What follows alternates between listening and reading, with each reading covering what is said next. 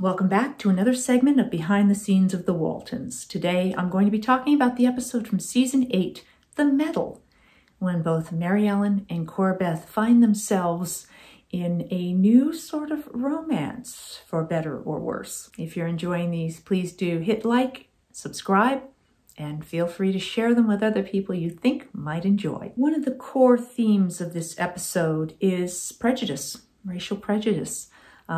Mary Ellen meets Eddie Ramirez, who comes to the mountain to deliver a silver star posthumously to Curt for his bravery in the attack on Pearl Harbor. It's being delivered to Curt's family. So namely, he's there to find Mary Ellen and deliver this to her. He is of Hispanic origin, and he is taunted by sailors who intentionally pick a fight with him, which he doesn't back down from. One of the sailors ends up being hurt, and this provides for a conflict throughout the episode. I remember when I got the script having a conversation with Rod Peterson, who wrote the episode and was one of our producers, that about some of the aspects, like early on when the sailors taunt Eddie. Initially, it was written that they are picking on him. I felt, in my opinion, that Eddie would be more likely to respond to or defend an attack against his family, in this case his mother, than he would specifically about, having some nasty remark made to him personally. So Rod did adjust some of the dialogue in some of these scenes based on that. I had an opportunity to be involved in the casting on this episode, which only happened very rarely. I was invited to come up and read with the actors who had been brought back for callbacks. So the final few actors that were, it was between for the casting of Eddie. And it was really fascinating for me, and I learned a lot because there were a couple of actors in particular that gave really good reads. In this case, Enrique Castillo ended up getting the role, but there was another actor who I thought also did a fabulous job. And it came down to a look. They felt the other actor, who is someone you saw do a lot of work and have seen do a lot of work over the years, they felt he looked a little too patrician. They liked the more rugged look of Enrique better. So often an actor who doesn't get a role, it has nothing to do with how good their audition was. It can come down to something like a look. Too tall, too short, wrong coloring, and various different things like that. So it was a good lesson for me as an actor to recognize that it doesn't mean you did a bad performance. When the Silver Star is presented to Mary Ellen, there's also a letter from President Roosevelt. And once again, Ralph reads a letter to us that involves, someone close to our family. The subplot in this episode is Corabeth getting reacquainted with Roger Westerby, who she went to school with at Doe Hill.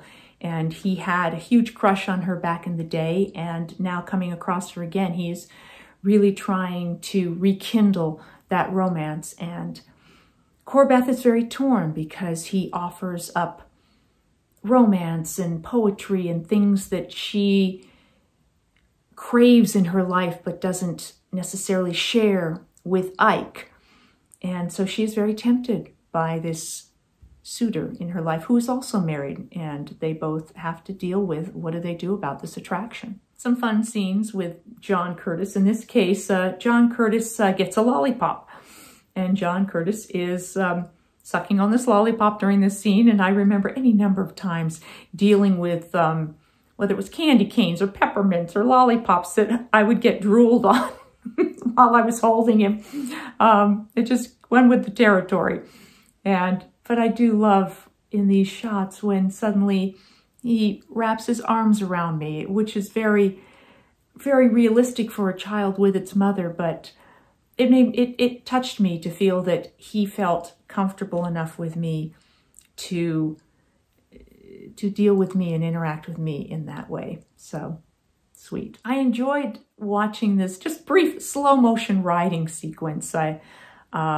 I had forgotten for a moment that we had this scene, this sequence where we went out riding in the mountains, and then to have created this little slow motion sequence was was nice to see.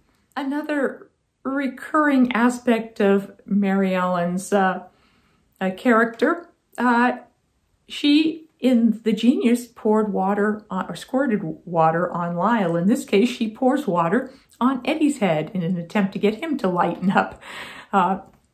So there you go. I guess it's very much in character. Spoiler, in this segment where we have a little picnic, this is actually very close to the same area where I later had a picnic with Jonesy in the Whirlwind.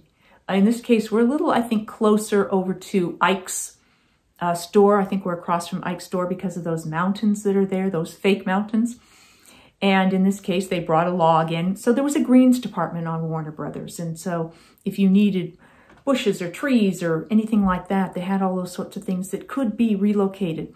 So in this case, they brought in a large log. They probably filled in with other greenery. And they put down this sort of mat of ground cover, which was just sort of laid there. So that did not exist the rest of the time. That would have been laid on top of what would have otherwise been just a dirt area. In the scene where Eddie plays guitar and sings to Mary Ellen, as he calls her, Maria Elena, Enrique did sing and play guitar, so this was all done live. In the kitchen, the girls are preparing a meal because Ben's coming home on a weekend leave, and Eddie is there, and the girls are teasing Mary Ellen about Eddie and about the potential romance there, and it just struck me as being so very much like our real life dynamic between me and Leslie and Mary and Cammie, and so things like that were really not really acting. Those were just the same way we would interact in real life. Corabeth does decide to go meet Roger at a hotel. I think she looks absolutely beautiful when she arrives here. It was an opportunity for Ronnie Claire to wear a really nice dress that was very flattering to her. What I didn't care for in this relationship between Corabeth and Roger was I felt he put a lot of pressure on her, and I didn't like that. And I guess it really played well for the storyline that Corabeth was very conflicted about the whole thing. And I was very pleased that in the end, she recognized that despite his lack of maybe romance at times, that she really did love Ike, and they have a beautiful little reunion scene where Ike has bought her a recording of Carmen, and Corabeth, it just confesses to Ike how much she loves him, and Ike says how much he loves her, and they share a sweet kiss, and then you see that Ike did know that there was a threat there to their marriage as he reveals that he found that note. But I was so happy that it all worked out for them. Mary Ellen and Eddie are going to go to the Dewdrop-In along with Ben and Cindy and Aaron and Jason, who plays the Dewdrop. And in the scene before we leave, I noticed in this shot that besides the fair hair, and I still to this day do not know why they let me get away with that. As I look at it, I'm like, oh, so not period. But the other thing I noticed that I don't think was really period was that I have a pierced earring in. I'm not exactly sure why we went that way either. So I didn't wear earrings very much in the series. I don't think any of us did, any of the Walton girls.